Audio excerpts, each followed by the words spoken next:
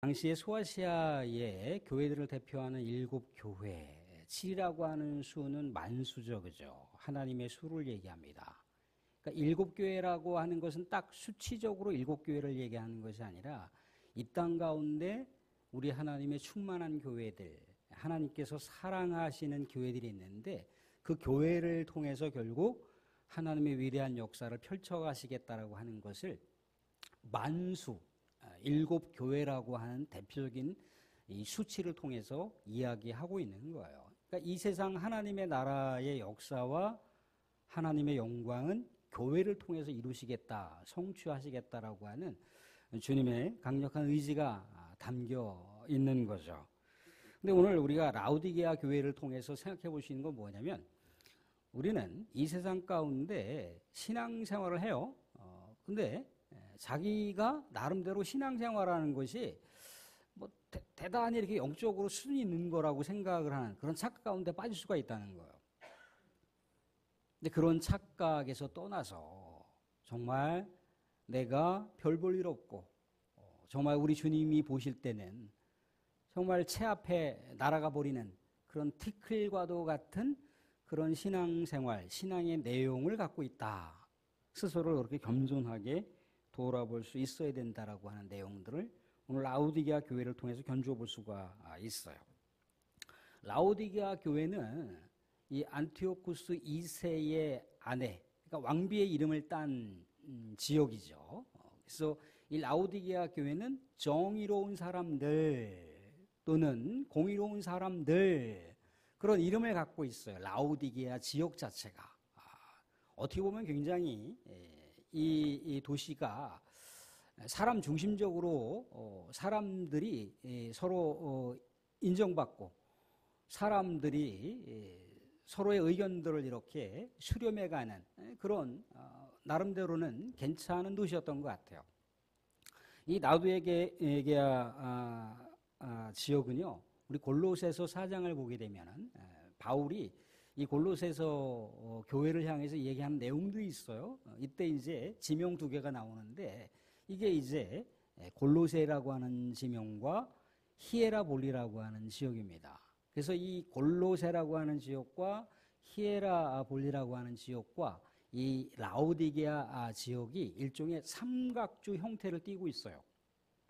삼각주 형태를 띠고 있어서 어떻게 보면은 뭐 우리식으로 얘기하자면 여기 이제 김천이 있고 상주가 있고 조금 더 밑에 있으면 뭐 구미가 있고 이런 식으로 이제 연결이 되어 있는 그런 위치한 곳이 이 라우디게아라고 하는 곳이라고 하는 곳입니다. 근데 라우디게아라고 하는 지역은요, 도심지에 강이 이렇게 흐르고 있어요. 강이 흐르고 있습니다. 그러니까 강이 흐르고 있다라고 하는 건 뭘 얘기하는 거냐면 굉장히 다른 지역과 무역을 할 수 있는 그런 이점들이 있다는 거예요. 그리고 요 라우디게아라고 하는 것은 아까 말씀드린 데다가 삼각주 형태의 도심지를 갖고 있고 수많은 도시와 연결되어 있을 수 있을 만한 도로망이 깔려 있어요. 그러니까 무역이라든가 상업이라든가 굉장히 발달되어 있는 곳이죠, 그죠? 무역과 또 상업과 또 서로 수많은 그런 도심지와 왕래를 할 수 있다라고 하는 것은 부유할 수 있는 가능성을 많이 내포하고 있습니다. 또 더더구나 여기는 모직이 많이 발달되어 있어요. 옷감이 많이 발달되어 있습니다. 그래서 로마의 부유층들은 이 라우디게아 지역에서 생산되는 옷감들을 많이 이용했다라고 하는 그런 역사적인 사료들이 있습니다. 그러니까 뭐 옷감이라든가 아니면 여러 가지 경제적인 차원이라든가 또 그런 차원에서 굉장히 부유했다라고 하는 것이고 여기 또 의학이 발달돼 있어요. 의학이 문화도 발달돼 있고 또 특별히 이제 이 안과 기술이 발달돼 있습니다. 안약이 많이 이렇게 있어요.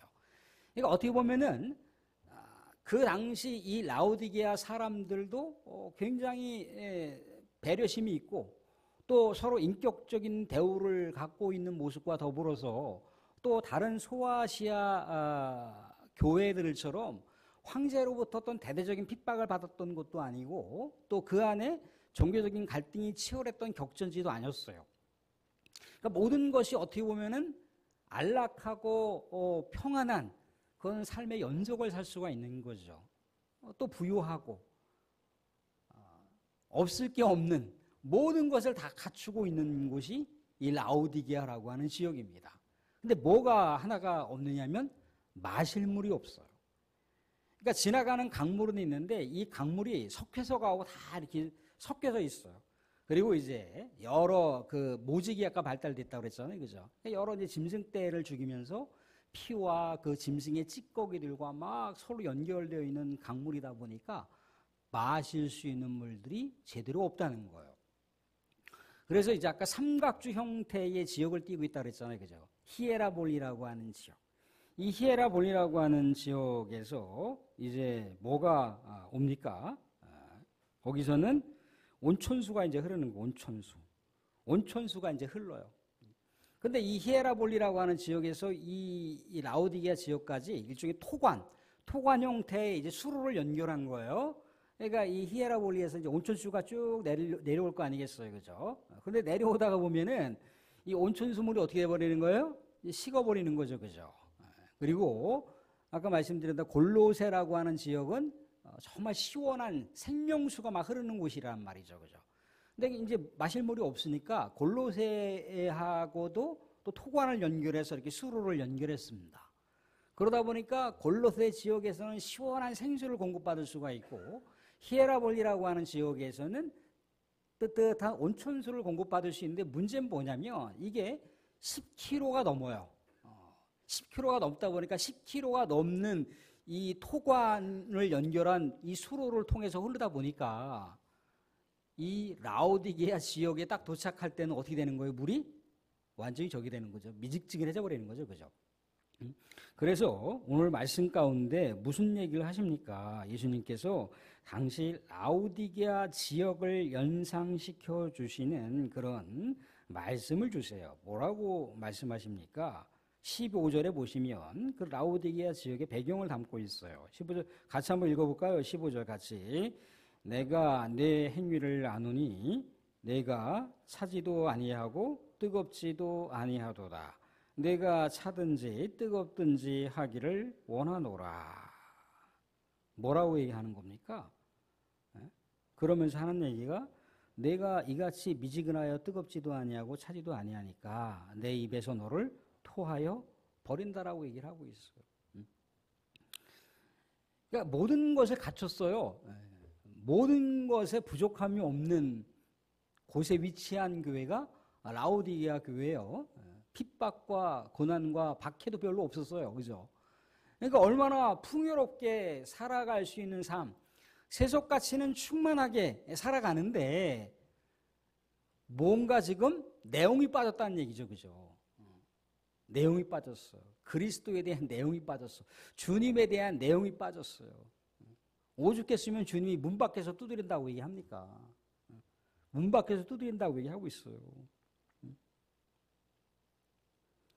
20절 보시면 볼지어다 내가 문 밖에 서서 두드리노니 회개하기 전의 라오디게아 교회의 상태를 얘기하는 거예요. 뭔가 신앙의 행태는 그냥 형태는 이렇게 근사하게 갖췄는지 모르지만 내용에서는 아무것도 없는 거예요. 주님이 없는 거예요. 주님이. 그들 나름대로는 나는 신앙이 이렇게 하고 있어라고 이렇게 뭐 드러낼지 모르지만 주님이 보실 때 주님이 없다니까요. 주님이 아니어도 얼마나 많이 종교 생활을 할 수가 있습니까? 왜 주님이 아니어도 세상에 부족한 게 없거든요. 주님이 아니어도 주님을 의지하지 않아도 세상에 더불어서 살아갈 수 있는 가치들이 얼마나 많이 있어요. 그죠? 교회에서나 주여 하지 일상생활 속에 주여 하지 않는다는 거예요. 주님이 빠져버려. 주님이 없어. 주님이. 속빈 강정인 거죠. 그죠? 이게 라오디게아 교회의 신앙의 모습이라는 거예요. 그 당시에 어떤 자연적인 배경, 어떤 사회적인 배경을 담고 있기도 하고 얼마나 물이 더러웠으면 토하여 내버린다고 합니까? 미지근했던 그 물, 석회석이 같이 이렇게 섞여져 있고 수많은 동물들이 죽여 있는 피와 그 찌꺼기들이 막 흘러가는 그 물을 어떻게 마십니까? 마시면 내뱉을 수밖에 없는 그 당시에 라오디게아 교회에 대한 그런 신앙의 내용을 주님께서 이야기를 하고 있어요. 심지어는 이렇게 착각을 한다는 거죠. 17절 보시면 17절 같이 한번 읽어보겠습니다. 17절 같이 시작. 내가 말하기를 나는 부자라 부요하여 부족한 것이 없다 하나 내 곤고한 것과 가련한 것과 가난한 것과 눈먼 것과 벌거벗은 것을 알지 못하는도다. 나는 부자라 부유하여 부족한 것이 없다. 주님이 없는데요. 모든 건 갖췄지만 뭐가 빠졌어요? 주님이 없는 거예요. 주님이 없는 거예요. 사람들 앞에서 주님을 찾는 모습은 보일 수 있을지 몰라도 그 심령에 주님이 없는데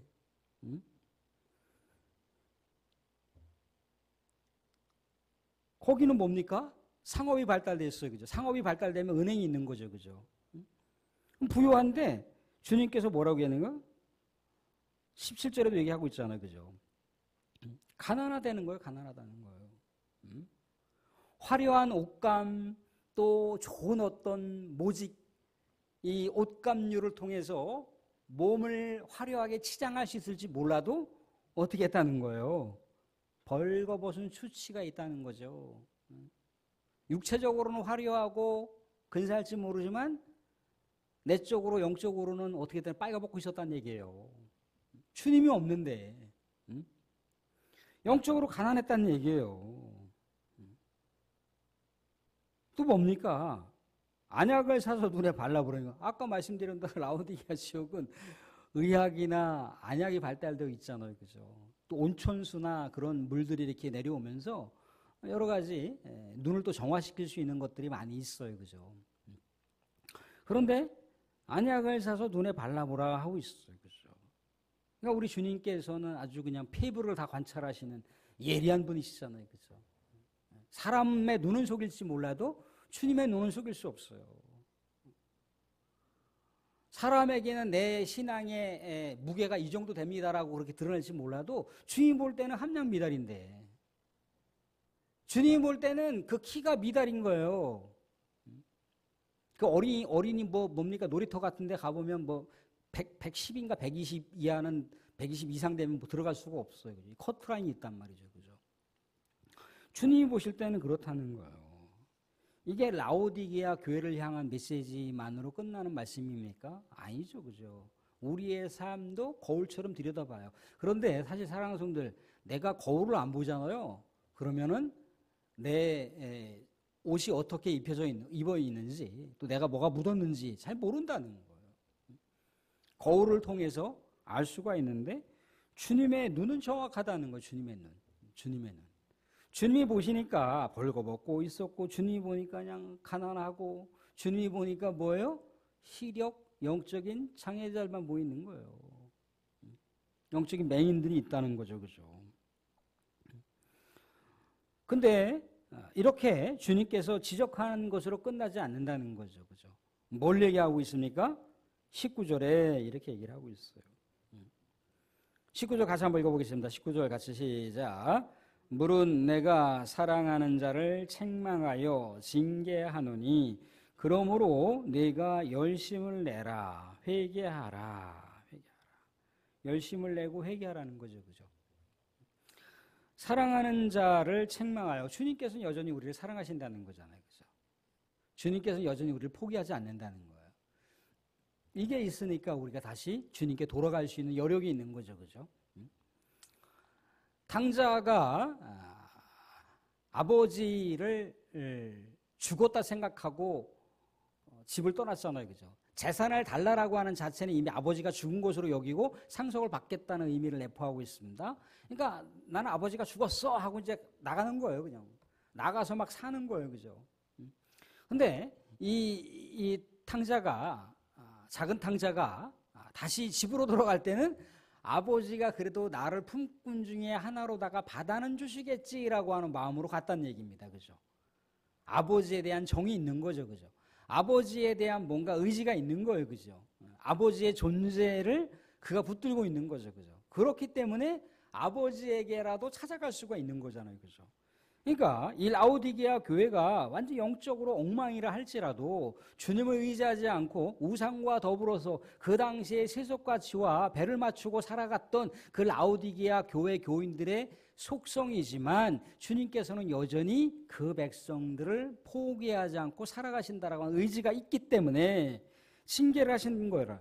징계를 하시는. 뭐라고 훈계를 하신다는 거예요. 그래서 다시 회개하라, 열심을 내라 그렇게 얘기를 하고 있습니다. 회개하라, 열심을 내라. 그렇게 해서 어떻게 하라는 겁니까? 다시 18절 보시면 불로 연단한 금을 사라고 하고 있어요. 불로 연단한 금을 사라고. 금이라고 하는 게 뭔가요? 금이라고 하는 게 하나님의 말씀의 보화죠. 말씀의 보화. 그리스도의 말씀의 보화로 다시금 영적인 그런 부유함을 찾으라는 거예요. 주님이 없다니까요. 주님이 없는 사람은 어떻게 됩니까? 말씀을 통해서 주님을 만나야 되는 거예요. 말씀을 통해서 주님을 계속해서 지속적으로 바라봐야 되는 거예요. 그러니까 주님을 말씀을 통해서 만나야 되고 말씀을 통해 주님을 바라봐야 된다라고 하는 처방전을 주고 있는 거예요. 또 뭐라고 얘기합니까? 흰 옷을 사서 입어 벌거벗은 수치를 보지 않게 하라 그렇게 얘기하고 있어요. 예수 그리스도의 은혜의 옷을 입으라는 거잖아요. 그죠? 예수 그리스도의 보혈의 피의 옷을 입으라는 거잖아요. 우리 하나님께서 아담과 하와가 그 수치를 가리기 위해서 뭐 어떻게 했다라고 얘기하나요? 에? 무화과 나뭇잎으로다가 중요한 부위를 가려주잖아요. 그죠? 근데 거기서 구속사적인 아주 귀중한 아주 중요한 내용들이 나오는데 뭐예요? 우리 주님께서 가죽옷을 입혔잖아요. 하나님께서 가죽옷을 입혔다는 거예요. 동물의 피를 흘리게 해서 가죽으로 입혔다는 얘기예요. 이게 구속사적으로 연결되는 건데 결국 죄를 지은 사람은 그리스도의 보혈의 피로 다시금 예수 그리스도의 피범복을 다시 입어야 되는 거예요. 예수 그리스도의 십자가 은혜로 다시금 옷을 입지 않으면 그 수치를 가릴 수가 없어요. 그 죄를 닦을 수가 없습니다. 그 얘기를 해주시고 있는 거예요. 또 뭐라고 얘기를 합니까? 안약을 사서 발라보라고 하고 있어요. 안약을 사서 바르기 전에는 내가 가난한지, 내가 빈곤한지, 내가 정말 별 볼 일 없고 가련한 삶을 살아가는지, 주님이 없으니까 주님이 없는 상황에서 자신의 모습을 못 보는 거예요. 주님과 연결되어 있지 않으니까 자기가 근사한 사람으로다가 자화자찬을 하고 있는 거예요.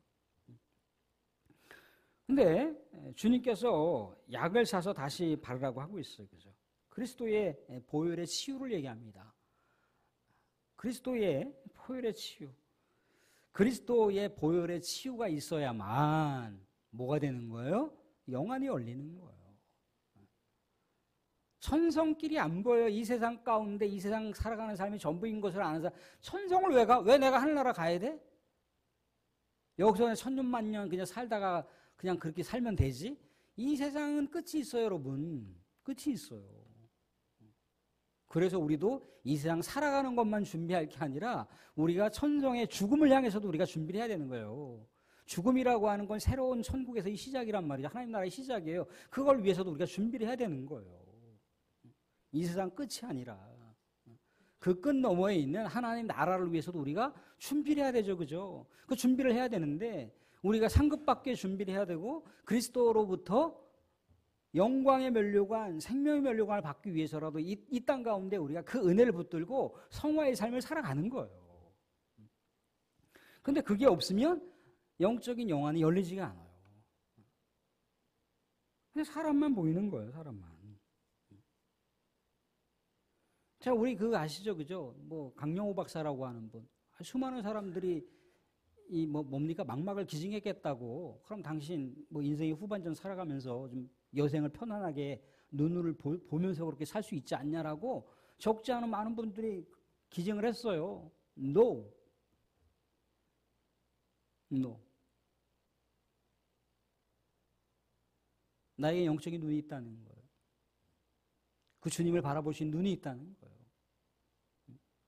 모든 것이 희망이라는 건 모든 것이. 희망만 보였다라고 얘기를 하잖아요, 본인이. 왜? 주님과 함께 살아가니까. 주님 때문에 소망이 있으니까. 주님이 우리를 사랑하신다고 했다니까요. 19절 내가 사랑하는 자를 책망하신 게 하노니 우리의 이 세상에 여전께 시련이 있고 곤고가 있고 아픔이 있고 괴로움이 있어도 주님이 우리를 사랑하신다라고 하는 것, 주님이 우리를 기다리신다라고 하는 것, 그것만 알면 우리가 이 세상 여정길 그렇게 절망과 탄식으로 살아갈 필요가 없는 거예요. 우리에게는 하나님이 주시는 비전이 있는 것이고 하나님 나라가 우리들에게 참된 인생의 소망 가운데 있는 겁니다. 그래서 살아갈 수가 있는 거예요. 자, 다시 20절 보시면 뭐라고 얘기합니까? 내가 문 밖에서 두드리노니 누구든지 내 음성을 듣고 문을 열면 내가 그에게로 들어가 그와 더불어 먹고 그는 나와 더불어 먹으리라. 회개하고 아까 말씀 주신 대로다가 세 가지 처방전을 잘 터득하면 주님과 교제할 수 있는 일이 벌어진다는 거예요. 주님하고 교제를 할 수 있는 거예요. 주님과 교제할 수 있는. 주님과 교제할 수 있다라고 하는 건 뭡니까? 이 세상의 삶을 하늘의 삶과 연결하는 삶인 거예요. 이 놀라운 은혜의 삶이 있다는 겁니다. 자, 21절 같이 읽고 마치겠습니다. 21절 같이 읽겠습니다. 같이 시작.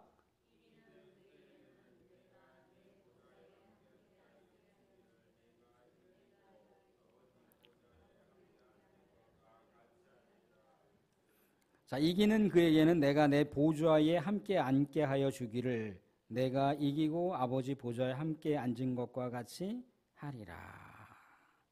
이긴다라고 하는 건 뭘 얘기합니까? 결국 예수님이 이기신 그 승리의 역사를 우리가 참여하는 거예요. 참여하는 것. 그런데 그렇게 주님께서 가르쳐 주신 신앙의 지침 사항들을 잘 받아들이고 그렇게 영적인 부요함을 갖고 또 영적인 영안을 열어서 또한 영적인 옷을 입어서 그리스도의 거룩한 신보로 살아가는 자들은 어떻게 한다는 거예요? 주님께서 주님의 보좌 앞에 같이 함께 앉게 하겠다는 거. 이 영광이 얼마나 대단한 영광입니까, 여러분? 얼마나 위대한 영광입니까? 이 세상에는 꿈도 못 꿔요.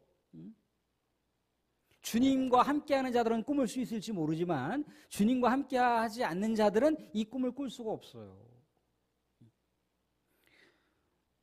우리 성도들은 그런 꿈을 꿀 수 있는 자격이 있지 않습니까? 그죠? 이 세상이 끝이 아니라는 것.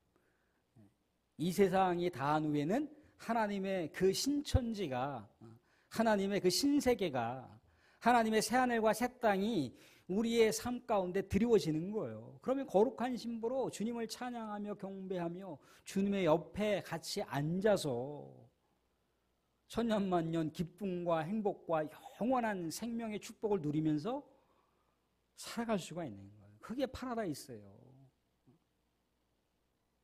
이 세상 가운데 살면서 이렇게 저렇게 늙어가고 생로병사의 삶을 살아가지만 그건 그냥 이 세상에 있는 주어져 있는 그 시간과 공간의 그 텀이라는 거예요. 요 텀이 지나가고 나면은 그 엄청난 그 세계가 우리 앞에 펼쳐지는 거예요. 그래서 우리가 여전히 그리스도를 바라봐야 된다는 것. 또 말씀드린 대로다가 하나님의 그 역사, 하나님의 구원의 역사, 영광의 역사는 교회를 통해서 이루어 가신다는 거예요. 교회는 우리 주님의 거룩한 신부입니다. 사랑하는 우리 주님과 더불어서 주님께서 말씀하신 내용들을 우리가 심령에 새기고 영적으로 부요하시고 또 영적인 영안이 열리시고 또 영적으로 늘 언제 거룩한 신부가 되셔서 하나님의 영광이 우리 사랑하는 성도들의 삶 속에 늘 언제나 임재하실 수 있기를 주님의 이름으로 축원드립니다.